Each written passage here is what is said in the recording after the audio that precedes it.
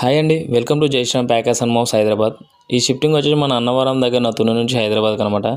So last time customer అగర్వాల్తో అయితే చేయించుకున్నాడు. Sir అయితే ఒక మాట అయితే చెప్పాడు, అమ్మ వాళ్ళు ఇన్సూరెన్స్ జిఎస్టీ ఆల్మోస్ట్ అన్నీ వేసారమ్మా. సో ఆ బడ్జెట్ చాలా ఓవర్గా అయిపోయింది, ఎక్కువ అయిపోయింది అన్నాను. సో కస్టమర్కి అయితే చెప్పాను, సార్ వాళ్ళు ప్రాపర్గా అన్ని రూల్స్ అండ్ రెగ్యులేషన్స్ ఉంటాయి సార్. వాళ్ళనే పెద్ద కంపెనీ అనమాట అగర్వాల్ అనేది. సో వాళ్ళు ప్రతిదీ ఇన్సూరెన్స్ జిఎస్టీ అన్నీ ఉంటేనే వాళ్ళు షిఫ్టింగ్ చేస్తారు సార్. వాళ్ళ ప్రైస్ కూడా హై ఉంటుంది సార్, మనమైతే చేయలేమంతా అని. సో మనం మినిమం ఉంటుంది సార్ అని చెప్పేసి ఒక బడ్జెట్ అయితే చెప్పాను. కస్టమర్కి అయితే బడ్జెట్ నచ్చేసి మనకైతే కన్ఫర్మ్ అయితే అయ్యాడు. సో మ్యాక్సిమం అన్నిటికీ 2-3 లేయర్ ప్యాకింగ్ అయితే చేసాము. కస్టమర్కి వర్క్ నచ్చింది. మనం దీనికైతే అశోక్ లేలాండ్ వెహికల్ అయితే పెట్టాము. ఆ వెహికల్ కరెక్ట్గా సరిపోయింది. సో కస్టమర్ హైదరాబాద్ రావడానికి 1-2 డేస్ టైం పడుతుంది అని చెప్పేసి మనకు రూమ్ కీ అయితే ఇచ్చాడు.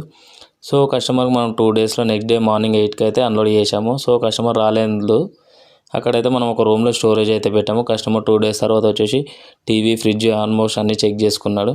సో ఇది వచ్చేసి లాస్ట్ టైం చేసిన అగర్వాల్దే మెటీరియల్ అవుతుంది. కస్టమరే చెప్పాడమ్మా నా దగ్గర ఆల్మోస్ట్ బాక్సెస్ ఉన్నాయి, సో అది వాడండి చాలా అన్నాడు. సో మనం అవి ఇవి మనవి కూడా వాడాము. అండ్ ప్యాకింగ్ కూడా నీట్గా ఉంది, ఎలాంటి సామాన్ డ్యామేజ్ కాదు. 24 అవర్స్లో డెలివరీ అయింది. కస్టమర్ కూడా ప్యాకింగ్ నచ్చి బాగుందమ్మా, ఎలాంటి సామాన్ మిస్ కాలేదన్నాడు.